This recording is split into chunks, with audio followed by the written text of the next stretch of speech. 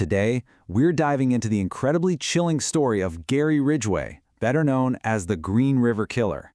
Now, we're not just talking about any serial killer here. He was one of the most prolific in American history, and maybe the most terrifying part of it all, for decades, he was hiding in plain sight. And right here, this is the whole puzzle, isn't it? On one side of the screen, you see a truck painter, a husband, a guy who went to church, and on the other side, a monster. How on earth can one man be both of those things? Well, that's the question at the absolute heart of this story. So where does this kind of evil even come from? To really get a handle on the killer, you've got to go back, way back, to the child, because his early years, they really laid the foundation for the horror that was to come. Yeah, Ridgway's childhood was anything but stable. He grew up with a really domineering mother and had these deep-seated emotional problems. He struggled in school, he was wetting the bed well into his teens, and he even admitted once to stabbing a boy, just to see what it felt like. These weren't just teenage troubles, they were massive, chilling red flags. So after serving in the Navy, he comes back and just melts into a seemingly ordinary adult life. He held the same job painting trucks for 30 years.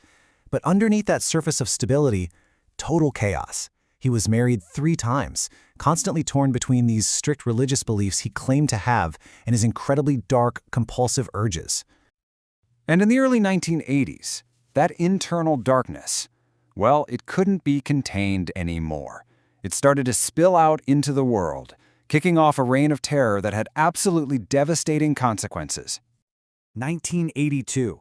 This is the year it all comes crashing into public view. The bodies of several young women are found near the Green River in Washington. The media, law enforcement, they dubbed the unknown killer the Green River Killer, and this wave of pure fear just grips the entire region. So who was he targeting? Ridgway preyed on women he thought society had already thrown away, mostly sex workers and young runaways.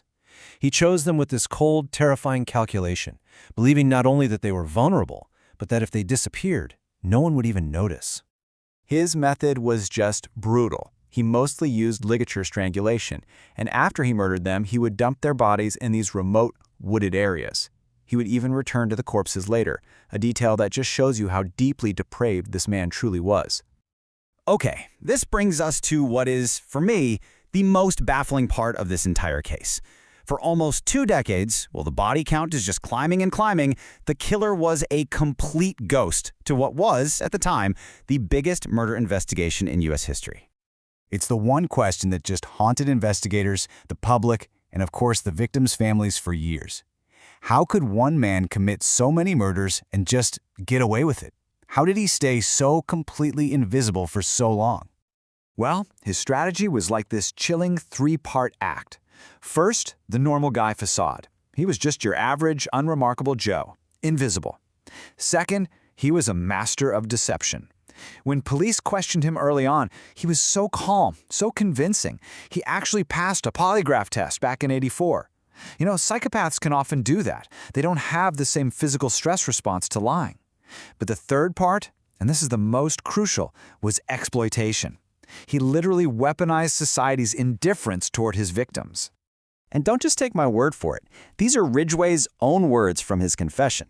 There's no complex, twisted motive here. It's just a cold, horrifying calculation. He didn't see these women as people. He saw them as a loophole in society that basically gave him a license to kill. But here's the thing about time. While Ridgway stayed hidden, science was racing forward. The case went cold for years, but a revolution in forensic technology was about to change everything and finally put a name to this ghost. By the late 90s, DNA technology was becoming a real game-changer for police. Investigators on the Green River Task Force were able to go all the way back to that original evidence from the 80s, and they could look for microscopic clues that were just impossible to see back then. And in 2001, they got a hit. A DNA sample police had taken from Ridgway years and years earlier during that initial investigation finally matched to evidence they found on several of his victims. After almost 20 years, the Green River Killer had a name: Gary Leon Ridgway. The manhunt was finally over. So, faced with rock-solid scientific proof, Ridgway knew the game was up. To save his own life and avoid the death penalty, he made a deal. He said he would confess to everything and even lead investigators to the remains of his long-lost victims if they took execution off the table. And the number that came out of that plea deal was just staggering. 48. He confessed to 48 murders. For 48 families, that meant years, even decades of agonizing questions finally came to an end. It also officially made him one of America's most prolific serial killers. But the real number? It's almost certainly much, much higher. Ridgway himself later claimed his total was probably over 70, admitting he had killed so many women that he had just lost count. The full, horrific scale of his crimes is something we may never truly know. So what is the lasting impact of such profound evil? I mean, the arrest of Gary Ridgway closed a really painful chapter, for sure, but it left behind a legacy that changed law enforcement and our society forever. You know, this case was a brutal wake-up call. It forced police to completely change how they handle missing persons reports, especially for vulnerable people.